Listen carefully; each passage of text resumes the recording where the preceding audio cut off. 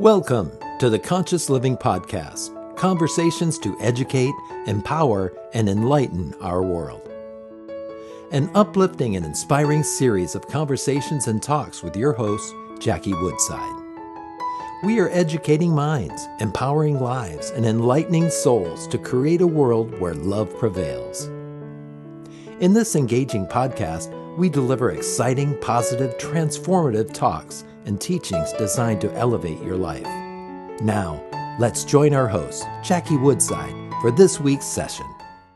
Hey, everybody. Thank you for being here again for another episode of the Conscious Living Podcast, where we are here to educate, empower, and enlighten our world. Thank you for taking the time to be here with us, to care and think deeply about what does it mean to live life consciously anyway.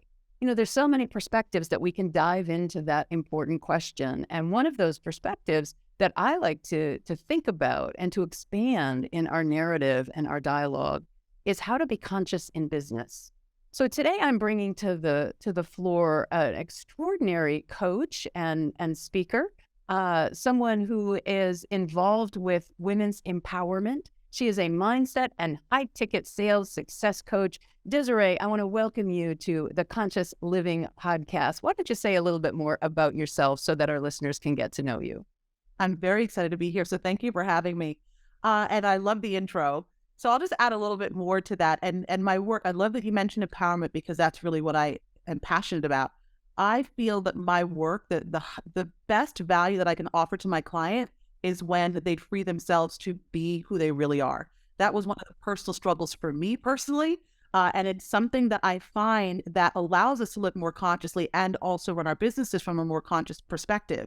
When we allow ourselves to honestly face the fears and face the conditioning that we, were brought up with, and we choose to be more intentional. We choose to live our truth. That is what lights me up in my own life and also in working with my clients. So tell me a little bit more about that. You said you like, what lights you up is helping people have the freedom to be who they really are. What do you mean by that? I mean that we stop being I primarily work with women. So this is a lot of the good girl conditioning. I have to work harder to prove myself. I have to people please. I'm not good enough, so I feel like I'm an imposter. It's all of this. Basically, any conversation that you're having with yourself that makes you feel like you are not good enough to be doing have what you want.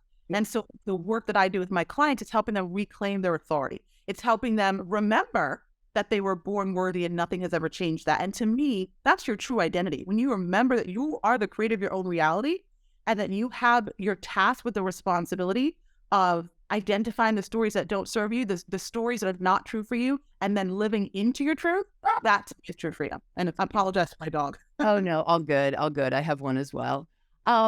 So you just said something that I wanted to pick up on. The truth of who they are. Well, there's something that you just said. I'm going to have to let it go because it dropped out of my head when your dog barked, and that's all good as well. You know, I know the power to they're the creator, the co-creator of their life.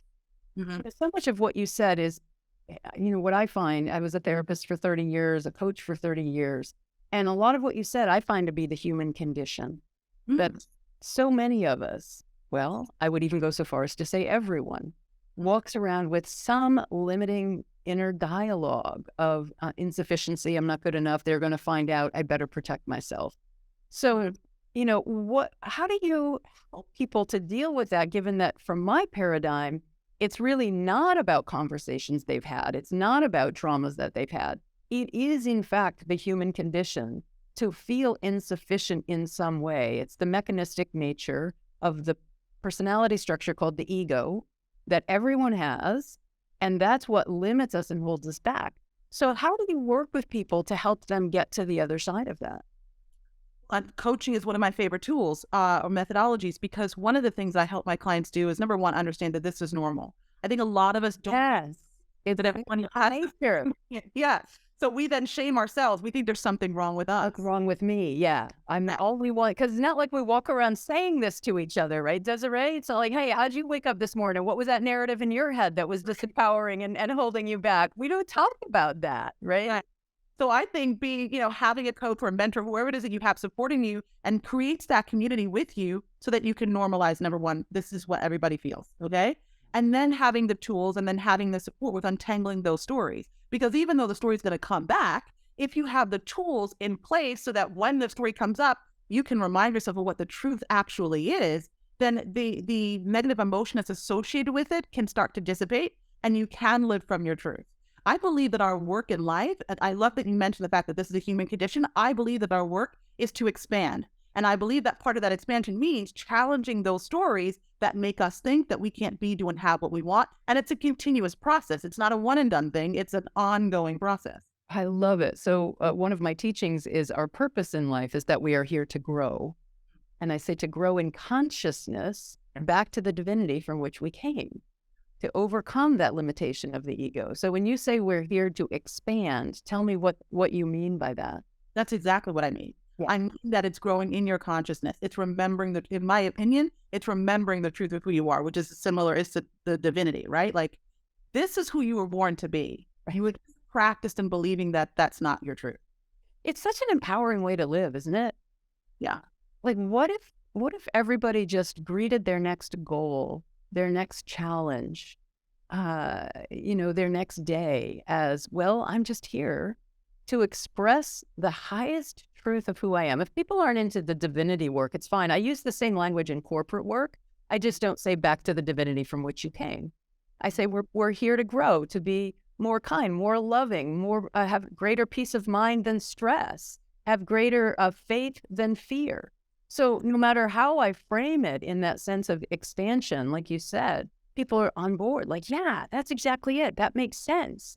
So I love that we're so on board about that. And, what do you see? I know one of the things that you work with, largely women entrepreneurs around, and it's such an interesting question, is around pricing.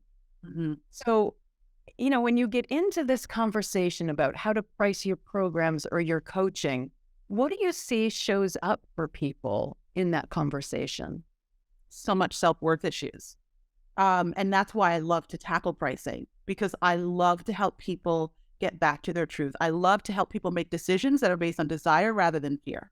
And so that's the work I get to do with my clients. So many of my clients, they're brilliant and they work so hard and their work is so transformational. They know this consciously, but then they have that inner battle, if you will, well, what are people going to think of me if I charge this much? Or am I too expensive? Or am I pricing myself out of the market? Like, all of these concerns that are not your concerns. I'd like to have my clients focus on what they have control over, right? Which is choosing from a place of desire, from a place of sufficiency, from a place of feeling abundant, from a place of feeling enough. And when you can choose from that place, then you will naturally attract the clients who see the value as well. But a lot of times what people are doing is they're people pleasing in their pricing. They think if I just charge this little bit, then people will like me. But I don't believe that that's the best way to run a business. It's not about, doing what you think you need to do for people to like you. It's for you to like yourself, right? I think that's the most powerful place to be, because if you're holding back in your pricing, you're likely holding back in your copy. You're likely holding back in your sales conversations. You're likely holding back in your conversations or in your sessions with your clients, right? So it's not about just the money to me. It's about you freeing yourself to do what it is that you really want to do. It's about you coming back to what's true for you. And then when you operate from that place, everything in your business gets so much easier. And you also get to make the level of impact that you're here to make in the world. Yeah. Income and impact, huge. So what kinds of questions do you ask people? Like, actually get into the nuts and bolts of how do you help people discern that price point for, you talked about their desire. But, there's also the market and their niche and who they're selling to. And like, I don't know, how do you, I want to learn from you, actually. What conversations do you have and what questions do you ask people? Well, my first question, one of them anyway, is what's the vision? What do you really want? I like to start with what my client desires, coming from the premise that my client creates their own reality, right? And if you're going to choose what you want, let's let it be what you really want, not what you think you can have. So I like to start there. I also then like to identify what's stopping you from doing it now. What if you want to charge $10,000 or more, whatever the case may be, why are you not charging that now? Because that's going to tell me the thought and the storyline that's keeping them from doing it, right? I want to identify what's the pattern of conversation that they're having with themselves that is inspiring the behavior to play small, right? So then I can help them identify what's the identity that they do need to step into so that they feel aligned with this. We also look at what is the lifestyle that they want to live. I believe that you can build a very successful business, very profitable business without having a lot of moving parts. A lot of the clients, by the time they come to work with me, they're on the verge of burnout because there's so much going on in their business. Quite frankly, a lot of things that allow them to hide in their business, that allow them to hide from who they really want to be. And so I like to get under the hood and take a look at everything, and we can eliminate what's not necessary and focus on the things that the client loves to do that's actually going to move the business forward, right? And that's going to allow them to also have a life, right? It's not just about how much money you make. It's also about having the quality of life that you want, being able to spend time with your family and your friends. I have one of my clients, she's excited that we shifted her schedule because we shifted her business model, and now she's going to be able to have lunch with friends during the day. Something simple like that adds more joy to my client's life, right? And it makes her feel more excited when she's serving her clients. It makes her happier when she's with her partner. It makes her model success with ease with her kids, right? Like there's so many impacts, how to say that? So many positive ways that people's life is changed simply by making a decision based on what they desire about their business, based on what they desire, rather than what they fear. I love it. So what are some of the things you hear from people? You say you ask them, like, what is it that you want to be charging and what are you charging and why, like what's in between? Yeah. What kinds of things do you hear from people? About why they're charging what they're charging? Yeah. Oh, they don't think people are going to pay that much. I've had a client who once, she wanted to charge, I think, $7,000, and we did raise it to $7,000. And then she shared it with her mother and her husband. And they both were like, nobody's going to pay that much. And so she started to doubt. So we had to do the work to help her see the value again, because a lot of this is about you seeing the value in yourself as an individual, your own sense of worth, and detaching that from your price, and then also seeing the value of the work that you add to your clients' lives. Like, what is it that you're doing? What's your unique genius? And how does that add value to your client's life? So it's looking at things from multiple perspectives. But a lot of times, one of the biggest concerns is nobody's going to pay me that much. And quite frankly, a lot of times it is a fear that the client can't deliver consistent results.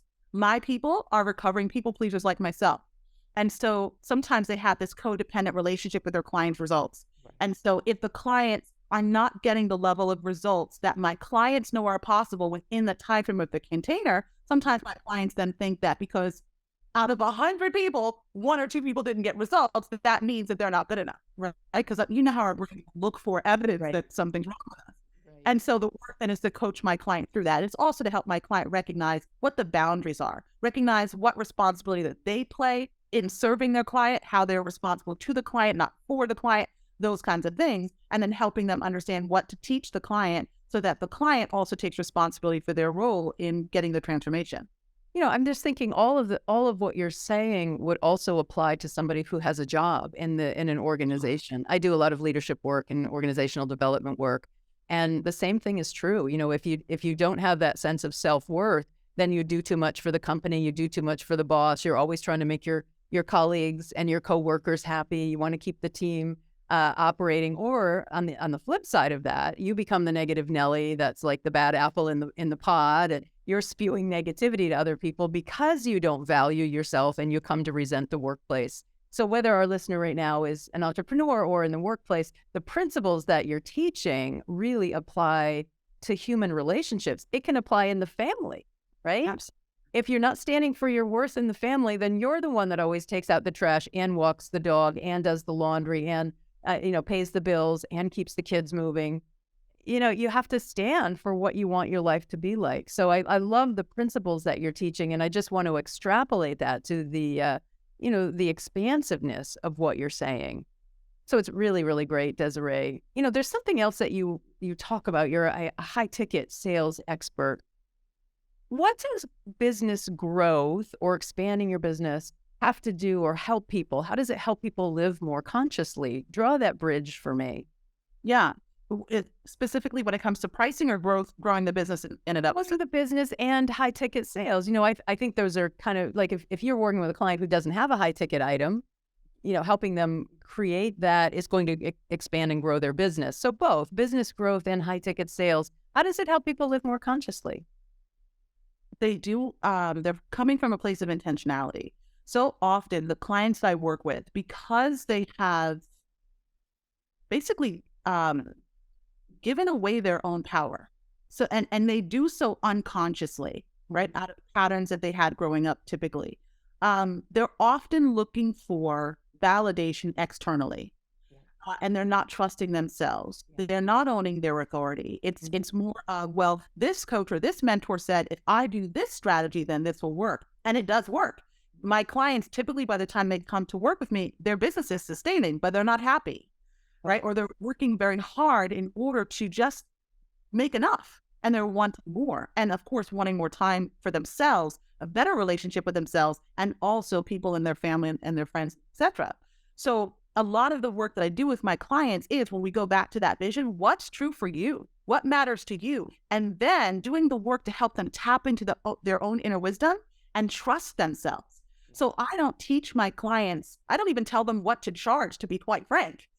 I am eliciting that out of my clients. I want them to own their own truth in my containers. You know what I'm saying? Like, I can tell you that your program is worth 30,000, but if right now 10,000 feels like the price and 10,000 is what it should be, because you're the one who has to live with this decision. You're the one who has to go out there and you have to be willing to ask for it. You're the one who has to have the sales conversation with your clients. You have to believe in the value, right? So my job is to elicit that from the client. It's also to help my clients see their value from a higher perspective. So often my clients consciously know, of course I'm good at what I do. Of course I help clients get results. But they have a very limited consciousness around the results that their clients are getting.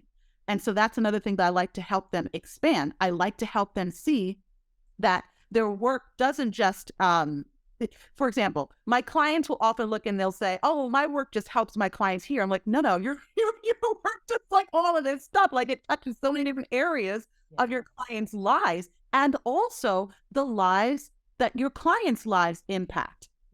You know? Like I'm a leader of leaders. And when we think about things from that perspective, well, for example, if I work with one client and I help her be true to herself and grow her business and make more money and all this good stuff, and then help her clients get better results. If we just look at her family alone, we're looking at her relationship with her partner. We're looking at her relationship with her kids. We're looking at what she then gets to model for those kids. And then that's passed on to her potential grandkids or her potential great grandkids, those kinds of things. Then also her clients and her clients' clients, etc. So that's how I look at things. And when I see things from that perspective, I see the work that I do and the work that my clients do as actually serving humanity, right? And from that perspective, I'm like, how could you not charge what you feel is worthy of the value that you have? I love it. So let's make that jump then to, you just talked about serving humanity. How is it that working with entrepreneurs, are most of your clients coaches, by the way, when you say getting with their clients? Have healers as well, with some coaches. Healers. Okay. So healers and coaches. Okay. Awesome. Let's take that leap then. When you help people kind of from a consciousness perspective, charge with their worth, set their high ticket items, expand their business, grow their business, feel more confident with asking for their worth, what then is the trickle down effect or the ripple effect? I think that's better. The ripple effect and how that impacts humanity. Well, I believe that we all inspire each other. So I believe that we're all here to expand. I believe that we're all here to play a bigger game. And every time one of us expands, we inspire the next person to expand. Absolutely. It's not just if the person is watching us, it's our energy, right? Like when I am allowing myself to be who I want to be, when I'm not feeling constricted, when I'm feeling more open and I'm feeling more alive, my energy is what's radiating out there. Even a stranger on the street is positively impacted. So that's how I see it serving humanity. There are so many people. I think part of the reason, one of the reasons anyway, that I love what I do is because I remember when I was younger and I would go into certain stores and I would interact with someone who worked in the store and you could tell they hated their job. And I'm like, you shouldn't be here. Do you know, like you're spreading that negativity. I would much rather work with someone or go into an environment or have a service from somebody who loves what they do. Right. I picked that up. So you know what I mean? Yeah, I totally get it. Yeah. We get it, Desiree. That's so great. Yeah, so it's that circle of good, right? That ripple effect where there's only one of us. So if, I often say if you're in a job that you hate, you're doing somebody else's job, right? Free them up. I used to work in a hospital setting as a clinical director, and I occasionally had to fire people. And I would, I didn't really have a hard time with it because I knew that if they were not performing in the job that they were in, it was my responsibility to free them up to their highest expression in that time of their life. It clearly was not this because they were showing up the way they were showing up with all kinds of performance issues. So I love that. Each time we grow in consciousness, it does impact all of humanity in that ripple effect. And the fact that there is only one consciousness of which we are all an expression. So I love that. I love that. Anything else you want to offer? Oh, you know what else I wanted to ask you? Do you have your own practices that help you as a coach and thought leader establish your own sense of conscious living? Yeah, I do this every day, actually. I sit down, like I start my mornings in the afternoon. So 12 noon typically is when I start my client-facing work. Although I do some marketing in the morning. But most of the morning is just me connecting with myself. Me getting in touch with what are the thoughts that I'm thinking. Sometimes I wake up and I am lit up. I am ready to go. And sometimes I wake up and I'm like, what was I thinking last night? Right. And so it's me just taking responsibility for what's going on in my mind, and then choosing intentionally how I want to show up for that day, how I want to feel, how I want to think. What are the things that I want to do that are going to support me in being the version of myself that I want to be? To me, at the end of the day, I always feel excited, or I feel proud, I feel accomplished if I showed up in my truth for that day, right? I'm okay with the times when I go into fear and I go into doubt and I go into all that other stuff, because that's going to happen. I accept it. But as long as I can come back to my truth, and as long as I can speak my truth, and as long as I can feel the way that I want to feel predominantly throughout the day, I've had a great day, regardless of the external lot I may have created. I love that. It's just a very brave way to live, just speaking your truth and being your truth. So you said I'm impressed, by the way, that you don't start your outward facing day till noon. I start mine around 10, and I sometimes feel a little guilty, like I should be getting at it sooner. So that's impressive. Will you say it's paying attention to your thoughts? Do you do writing or journaling, or do you have a lot of journaling? It's one of my favorite practices, because I find that when I journal, I focus more. It's not that I can't think about the thoughts, but when I'm thinking about the thoughts, they race. When I journal, I can focus and I can just get them out. Like, that's what I was thinking. It's easier for me to catch when I write it down. Yeah. It clears your mind for sure. That's fantastic. What an extraordinary business that you've created for yourself, Desiree. And I'm really just so glad that we've had the chance to meet. So Desiree Stafford, I didn't say your first name when I introduced you. I'm sorry, your last name when I introduced you. I apologize for that. Where can people find you, get in touch with you, and follow your work? Okay. So my website is powerhouseunleashed.com. There I have a free masterclass if anyone's interested in that. And you can find out more about me there. And then I'm also on LinkedIn and Facebook primarily, and I do have a presence on Instagram as well. Fantastic. Thank you. I love that website. Say it again. Powerhouse Unleashed. I love that. I'm stealing that. Desiree, thanks so much for spending time with me on the Conscious Living podcast. It has been an extraordinary honor and privilege to get to know you. So much fun. Thanks for having me. You bet.